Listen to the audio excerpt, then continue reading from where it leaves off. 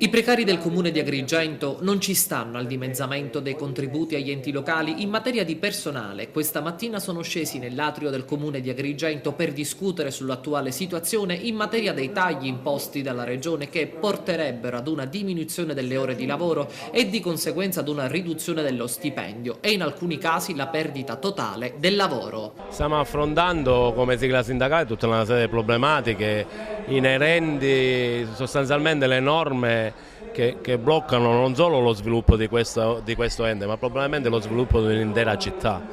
Ricordiamo che quando si vanno a fare dei tagli, sicuramente chi poi ne va a piangere in termini di servizi è una città che, almeno a detta di tanti, dovrebbe essere a vocazione turistica, ma poi trovandoci molti operai,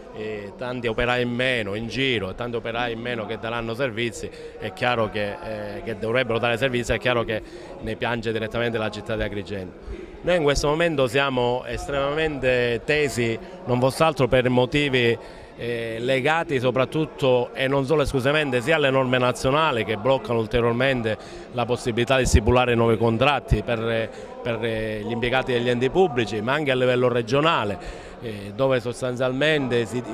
si costringono gli enti ad applicare le norme in atto. Presenti alla protesta i dipendenti precari dell'ente comunali, a cui si sono aggiunti i vigili di Agrigento, per cui è previsto un taglio da 36 a 18 ore di lavoro. Durante la protesta non sono mancati tumulti di ribellione dei lavoratori dell'ente rivolti proprio al comune. La sforbiciata andrebbe a recidere in maniera significativa gli stipendi, come detto, per una cifra di circa 1 milione di euro, e questo con tutte le ripercussioni del caso. Ma oggi, attraverso le parole del dottore Mantione, siamo arrivati a capire finalmente come stanno le cose.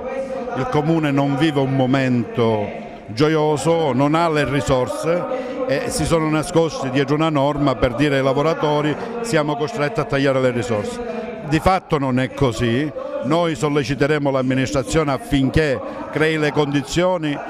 per queste famiglie a poter arrivare a fine mese e quindi articolare in maniera diversa anche il lavoro part-time, per dare la possibilità a qualcuno di poter lavorare in qualche altra struttura e beneficiare di qualche risorsa economica, perché c'è gente che già oggi ha messo in vendita la casa.